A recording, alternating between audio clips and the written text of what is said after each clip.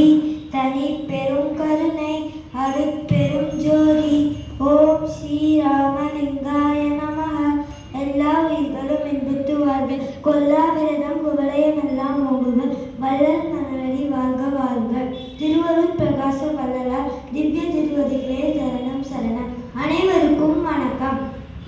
காவேரி எனும் தெய்வ தன்மையுடைய நதிபாயும் முப்போகம் விளைகின்ற வயல்களை உடைய சிதம்பரம், மத்தியாசுரம், சம்புகேஸ்வரம்.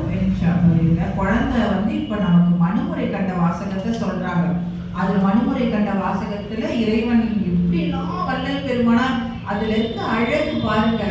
வள்ளலாருக்கு மட்டுமே இதுக்கு ஈடு எதுவுமே சொல்ல முடியாதுன்னு இறைவனை சொல்ற மாதிரி மனுமுறை கண்ட வாசகத்துல எப்படிதான் மனுஷன் எழுதிப்பாருன்னே தெரியல. ஆரம்பிச்சாருன்னா அதுல ஃபுல் ஸ்டாப்பே எங்கேயுமே பார்க்க முடியாது. அப்படியே டயர்ட் ஆயிட்டு நிறுத்தி ஒரு புள்ளி வைப்பாங்கல்ல, அந்த புள்ளி அதுல இருக்காது. ஆரம்பிச்சா அப்படியே அது பாட்டு போயிட்டே இருக்கு. அத்தனை வரிகளும் அப்படியே தொடர்ந்து தொடர்ந்து தொடர்ந்து தொடர்ந்து ஒரு ஒரு விஷயத்தை எப்படி வர்ணிக்கிறோம். நம்மள குழந்தைங்கன்னா கூட அங்க போ, அதை போய் பாரு, அதை ஏடு, அதை செய் அப்படின்னு சொல்லணும். ஆனா ஐயா வர்ணிக்கிறதுக்கு எப்படி நமக்கு சொல்லி கொடுக்குறாரு. ஒரு இயற்கையா இருந்தாலும் வர்ணிக்கணும், ஒரு குழந்தையா இருந்தாலும் அதுல நேசிக்கணும், ஒரு பெரியவங்களா இருந்தாலும் அவங்களோட புகழ் எல்லாமே நம்ம எப்படி வாழணும்னு நம்ம ஐயா சொல்லி கொடுக்குறாங்க. இயற்கைய எப்படி ரசிக்கணும்ன்றத வள்ளல் பெருமானார் தான் தெரிஞ்சுக்கணும். அந்த மனுமுறை கண்ட வாசகத்துல அத்தனை அழகு, இயற்கையை அப்படி போட்டு இருப்பாங்க. அது போட்டுதான் ஏதாவது நிறுத்தவே முடியல சாமி அப்படின்னு சொல்ற மாதிரி தொடர்ந்து அந்த பாயிண்ட் எங்கேயுமே முற்று பெறாம தொடர்ந்து தொடர்ந்து தொடர்ந்து அப்படியே வரிசையா வந்துட்டு இருக்கோம். அதோட சிறப்பு இப்ப நம்ம குழந்தை சொல்றாங்க. காவேரி எனும் தெய்வத்தன்மையுடைய நதிபாயும் முப்போகம் விளங்குகின்ற வயல்களை உடைய சிதம்பரம், மத்தியாசுரம், சம்புகேஸ்வரம் முதலிய தலங்களை உடைய பூமி தேவிக்கு முகமாய் விளைகின்ற சோழ தேசத்தில் தியாகராஜ பெருமான் எழுந்தருடைய கமலாலயம் எனும் திருக்கோயிலை உடைய நிலமகள் திருமுகத்தில் இட்ட திலகம் போல் விளங்கும் திருவாரூர் எனும் நகரை தலைநகராக கொண்டு மனுச்சோழர் ஆட்சி புரிந்து வந்தார். 3 சுடர்களிலும் முதல் சுடராகிய சூரிய குலத்தில் பிறந்து சோழராஜர்களில் சிறந்தவராய், எல்லா உயிர்களுக்கும் இனம் செய்கின்றவராய், குடிகளுக்கு அணு அளவு துன்பம் வந்தால் அதை மலையளவாக தனக்கு வந்தது போல் எண்ணி இரக்கம் கொண்டு தாயை ஒத்தவராய், அன்னதானம், சொன்னதானம், கோதானம், பூதானம் முதலிய தானங்களும்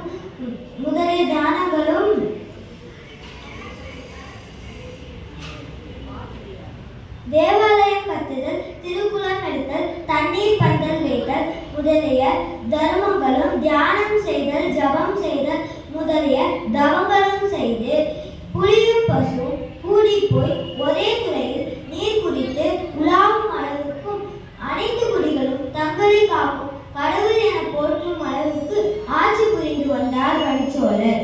இவ்வாறு மந்திரி முதலான சுற்றங்களுடன் உலகாந்து கொண்டிருந்த மனுச்சோழர் 60 வயதாகியும் தனக்கு பிறகு அரசாட்சி புரிய வாரிசு இல்லையே என வருந்தி தீரா குறைக்கு தேவமே முடிவு என்கின்றபடி பிள்ளை பேரு புத்திர பேரு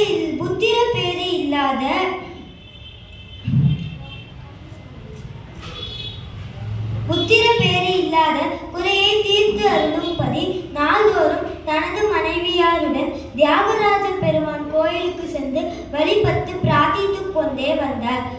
அவர் செய்த வழிபாட்டிற்கும் வந்தனைக்கும் இறங்கி தியாகராஜ பெருமான் அருளி செய்ய ராணி தமது திருவயத்தில் கர்ப்பம் கொண்டு 10 மாதமும் சென்று சுபதினத்தில் எல்லோரும் அரிசியத்தக்க ஒரு அழகிய வடிவுள்ள புத்திரனை பெற்றார். புத்திரனை பெற்ற சந்தோஷத்தை கொண்டாடும் விதமாக 12 வருடம் குடிகள் 12 வருடம் வரி கொடாமல் தாங்களே வைத்துக் கொள்ள அனுமதி அளித்தும், திரை கட்டும் அரசுகள் 7 வருடம் திரை கட்டாமல் தாங்களே வைத்துக் கொள்ள அனுமதி அளித்தும் புத்திரனை பெற்ற சந்தோஷத்தை கொண்டாடினார் மனுச்சோழர். மனுச்சோழர்.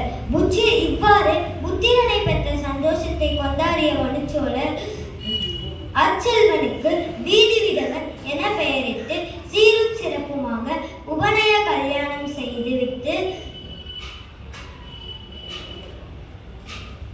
யானை ஏற்றம், குதிரை ஏற்றம், வில்வித்தை, வாழ்வித்தை முதலிய இந்திரிய ஜாலம், மகேந்திரிய ஜாலம் முதலிய வித்தைகளையும் குறைவில்லாமல் கற்றுக் கொடுத்தார்.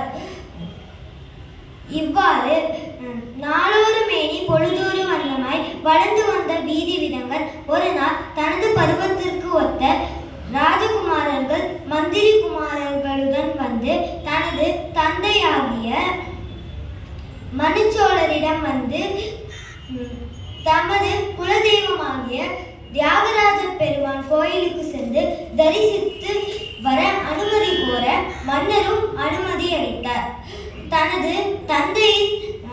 தனது அப்பாவின் அனுமதி பெற்ற வீதி விதங்கள் தனது அம்மாவிடமும் அனுமதி கோர அவளும் தனது கண்கள் மனக்கோலம் கண்டு கழிப்படைய தியாகராஜ பெருமாள் கோயிலுக்கு சென்று வழிபட்டு பிரார்த்தித்து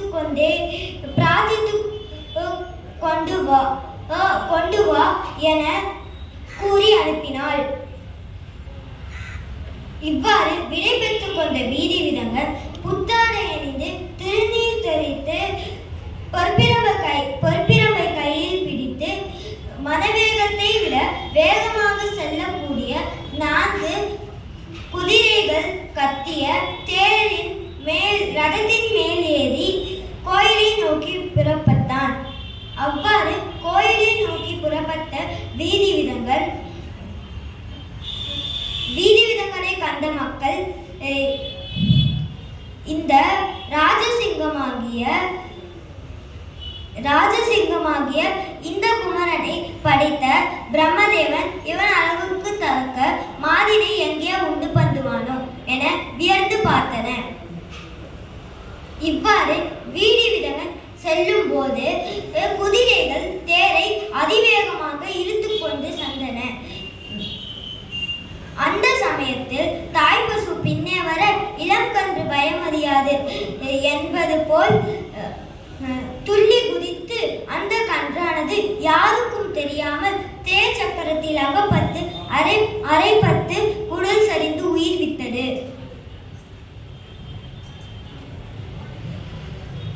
இளம் கன்று எதிரே வதமும் அதை பாராமல் தேரை ஏற்றியது செல்வ செருக்கல்லவோ என உலகத்தார் பழிக்கும்படி உடம்பெடுத்தேனே.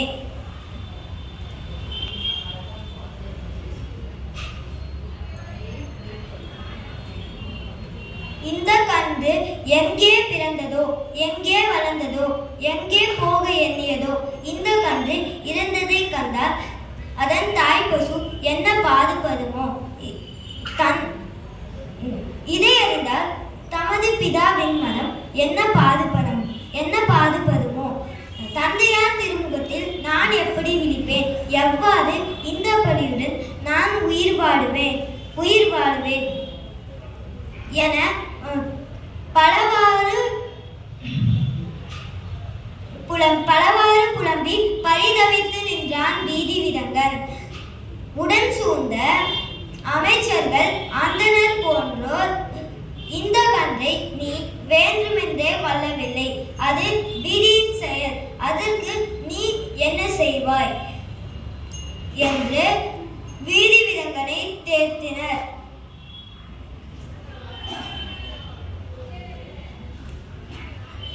தனது குலத்தில் புறாவிற்காக தனது மாமிசத்தை கொடுத்த சிவி சக்கரவர்த்தி போன்றோர் தோன்றியிருந்தும் இந்த கன்றை கொன்ற பழிக்கு நான் என்ன பிராயச்சித்தம் செய்வேன் என புலம்பி நின்றான். சிவதரிசனம் செய்ய கால்நடையாக வராமல் தேரில் ஏறி வந்த என் செருக்கினை நான் என்னவென்று சொல்வேன். இனி என்னாலாவது ஒன்றுமில்லை. பெரியோர் சொல்பதி கேட்டு பிராயச்சித்தம் செய்யலாம் என தெரிவித்து அந்த இடத்திலிருந்து சென்றான். இளவரசன் போன பின்பு இறந்த கன்றை ஈன்ற பசுவானது தனது கன்று துள்ளி குடித்து போன வழியே போய் தனது கன்றானது கீழே விழுந்து உடல் நசுக்கி குடல் சரிந்து உயிர்வித்ததை பார்த்து சோர்ந்து கீழே விழுந்து தானும் பிணம் போல் கிடந்தது. பின்பு சற்றே எழுந்து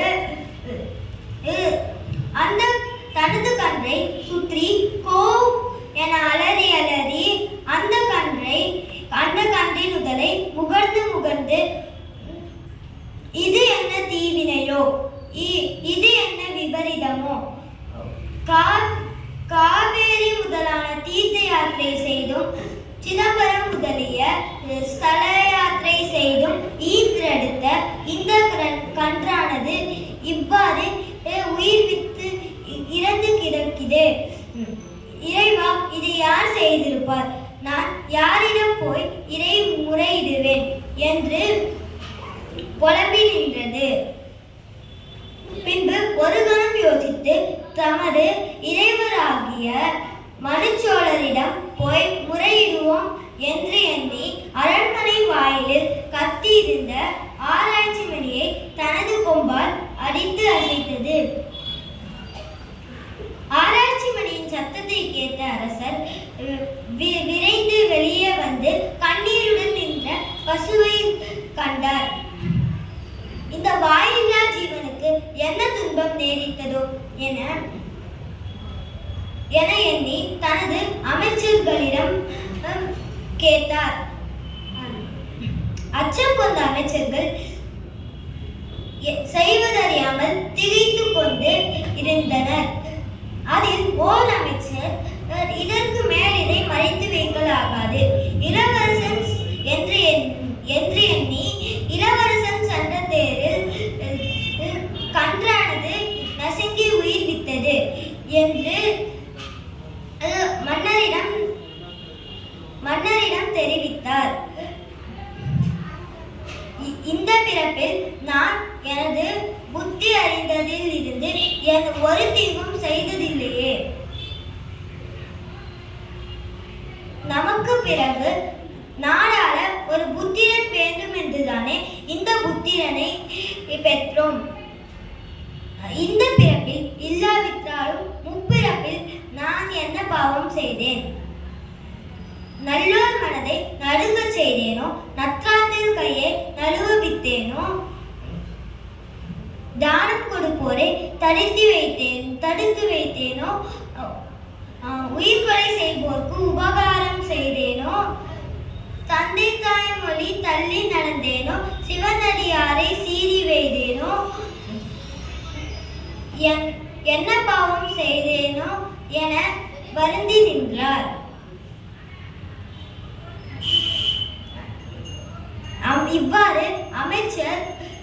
இவ்வாறு அமைச்சர் புலம்பி நின்றதை கண்ட அமைச்சர்கள் பலவாறு நியதி கூறி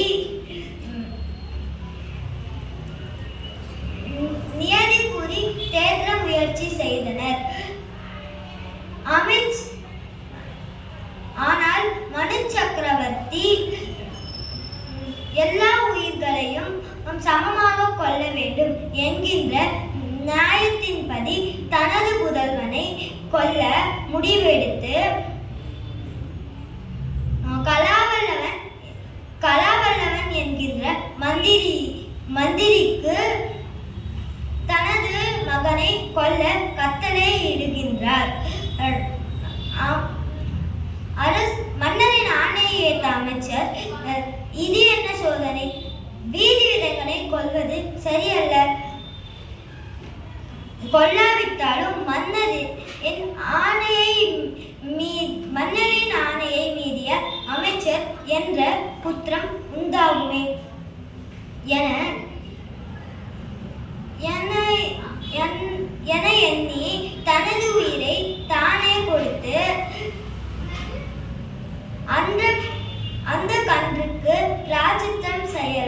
என்று முடிவெடுத்து தனது வாளால் தனது உயிரை மாய்த்து கொண்டான். கலாவல்லவன் செய்த செயலை அறிந்த மன்னர் வெந்த புண்ணில் வேல் பாய்ச்சியது போல் துடித்து தமக்கு மேலும் ஒரு தீரா பலி ஏற்பட்டது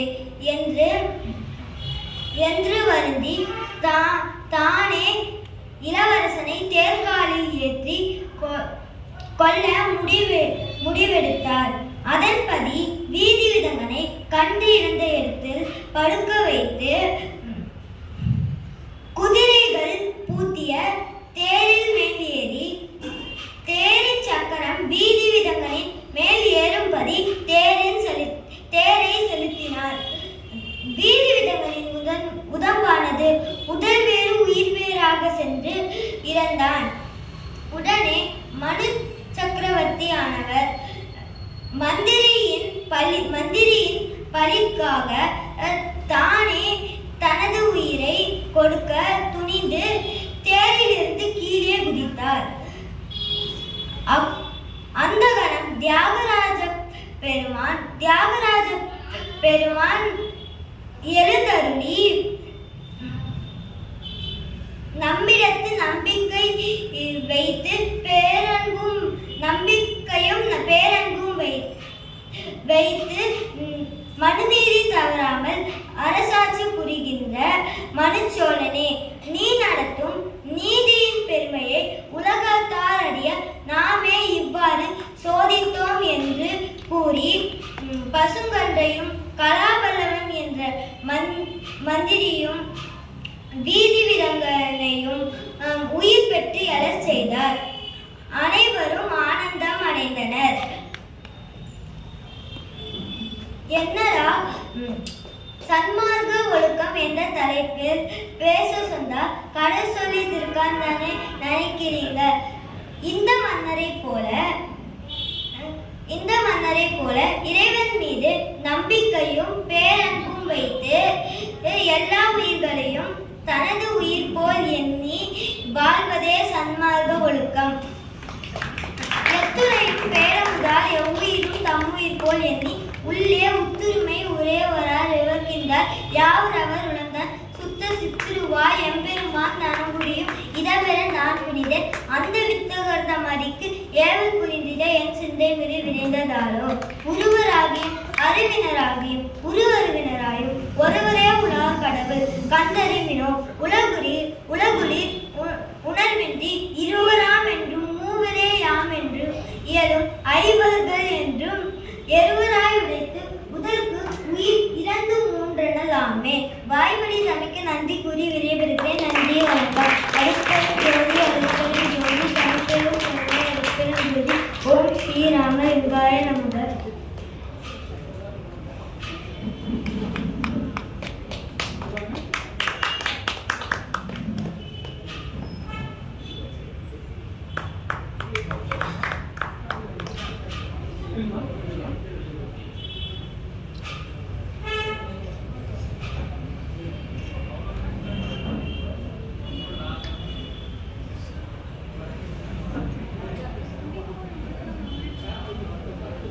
அருட்பெரும் ஜோதி ராமலிங்கோன்னு பேர்